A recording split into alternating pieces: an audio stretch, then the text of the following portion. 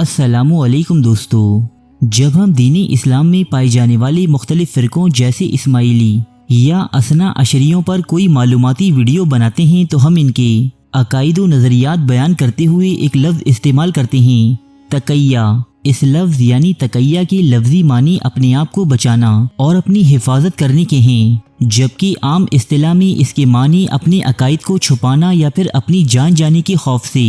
وہ عقائد بیان کرنا ہے جن پر وہ آدمی یقین نہ رکھتا ہو۔ ہماری بہت سی دوستوں نے سوال کیا تھا کہ یہ تقیہ کیا چیز ہے، کیا یہ ایک جھوٹ ہے اور کیا جھوٹ بولنا ان کے مسالک میں جائز ہے؟ تو ہم نے سوچا کہ اس موضوع پر کیوں نہ ایک ویڈیو ہی بنا دی جائے۔ دوستو، سب سے پہلے تو ہم یہاں یہ عرض کرتے چلیں کہ تقیہ اہل تشیع اور اہل سنت کے نزدیک ایک متنازع موضوع ہے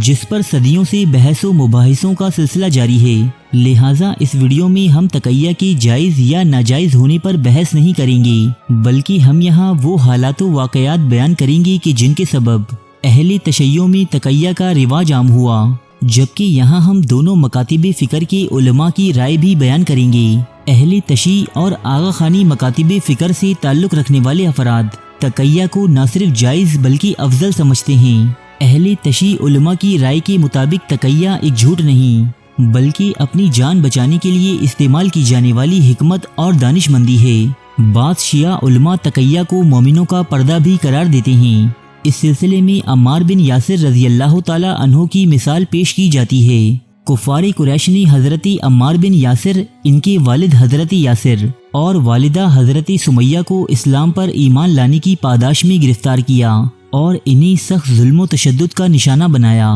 حضرت عمار کی والدہ حضرت سمیہ رضی اللہ تعالی عنہم کو ابو جہل نے ایک نیزہ پیوست کر کے شہید کر دیا تھا، جبکہ آپ کے والد بھی اسی گرداب اذیت میں مبتلا ہو کر شہید ہوئے۔ ایک روز مشرکین مکہ نے حضرت عمار کو پانی میں اس قدر غوطے دیے کہ آپ اپنی حواس پر قابو نہ رکھ سکے، اور اس حالت میں کفار نے آپ کی زبان سے جو چاہا اس کا اقرار کروا لیا۔ اگرچہ اس کے بعد حضرت عمار بن یاسر کو رہائی تو مل گئی، لیکن آپ روتے ہوئے حضرت محمد صلی اللہ علیہ وآلہ وسلم کی خدمت میں حاضر ہوئے اور یہ واقعہ بیان کیا۔ رسول اللہ صلی اللہ علیہ وآلہ وسلم نے فرمایا کہ اگر وہ دوبارہ تمہارے ساتھ ایسا کریں تو تم دوبارہ یہی عمل انجام دینا۔ تقیہ کے حق میں عہد نبوی سے ایک اور واقعہ بھی بیان کیا جاتا ہے، جس کے مطابق نبوت کے جھوٹے دعوے دار مسیلمہ کذاب نے 2 صحابہ کرام رضی اللہ تعالی عنہم کو قید کر لیا اور ان دونوں پر دین اسلام کو ترک کرنے اور مسیلمہ کذاب کی جھوٹی نبوت کو تسلیم کرنے کے لیے تشدد کیا جانے لگا۔ اس پر پہلے صحابی نے تقیہ کرتے ہوئے مسیلمہ کذاب کی نبوت کا اقرار کر لیا، لیکن یہ اقرار صرف ظاہری تھا، باطن میں وہ حضور اکرم صلی اللہ علیہ وآلہ وسلم کی نبوت پر ہی یقین رکھتا تھا، جبکہ دوسرے صحابی نے مسیلمہ کذاب کی نبوت کا اقرار نہ کیا، جس پر مسیلمہ نے اسے قتل کر دیا۔ جب یہ خبر رسول اکرم صلی اللہ علیہ وآلہ وسلم تک پہنچی تو آپ نے فرمایا جو مارا گیا وہ اپنی یقین اور تصدیق کے ساتھ مرا، ایسی موت اس کے لیے مبارک ہو، اور دوسرے نے بھی ایسا کام انجام دیا جس کو اللہ نے اس کے لیے جائز قرار دیا ہے، لہٰذا ایسا کرنے سے اسے کوئی سزا نہیں ملے گی۔ اس طرح کی دیگر کئی مثالوں کو جواز بناتے ہوئے اہل تشیع علماء تقیہ کرنے اور اس کے افضل ہونے کے دلائل پیش کرتے ہیں، جبکہ اہل سنت علماء کا موقف ان سے تھوڑا سا مختلف ہے۔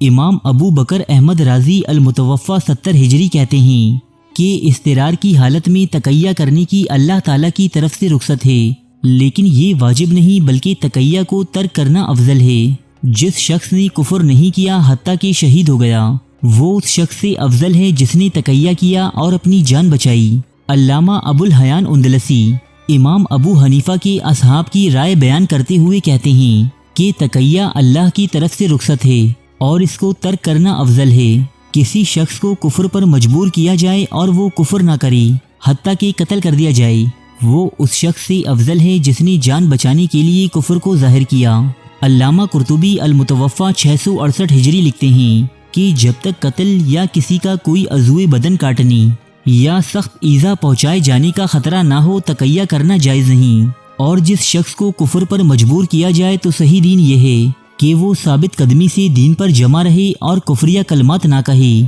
اگرچہ اسے اس عمل کی اجازت ہے۔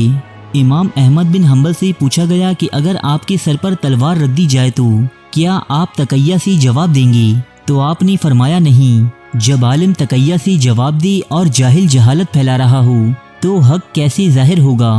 زاد المسیر۔ امام فخر الدین رازی لکھتے ہیں کہ جب کوئی شخص کافروں میں رہتا ہو اور اس کو اپنی جان اور مال کا خطرہ ہو تو وہ ان سے نرمی سے بات کرے اور دشمنی ظاہر نہ کرے، بلکہ یہ بھی جائز ہے کہ ان سے اس طرح باتیں کرے جس سے ان کی محبت اور دوستی ظاہر ہو،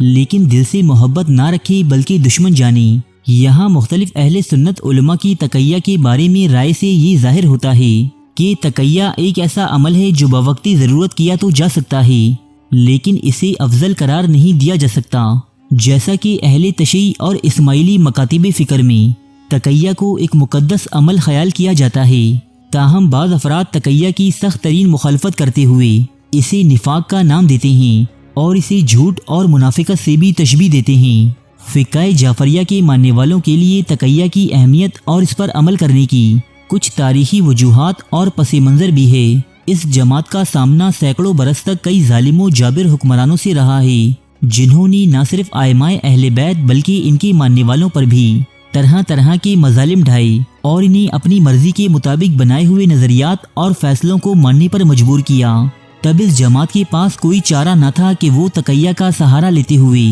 اپنی اور اپنی جماعت کی بقا کے بارے میں سوچتے، اور اسی لیے آج ان مکاتب فکر میں تقیہ کو بہت زیادہ اہمیت دی جاتی ہے۔ دوستو، یہ تھی تقیہ کی تعریف جو مختلف مکاتب فکر کے علماء کے بیانات کی روشنی میں پیش کی گئی ہے، جن میں ہم نے اپنی جانب سے کوئی اضافہ نہیں کیا۔ تقیہ کے بارے میں آپ کی کیا رائے ہے؟ اس بات سے ہمیں کمنٹ باکس میں ضرور آگاہ کیجیے گا۔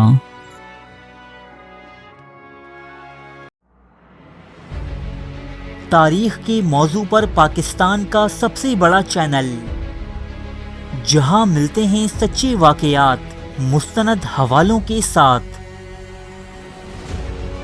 قدیم تہذیبوں کے عجیب و غریب حقائق،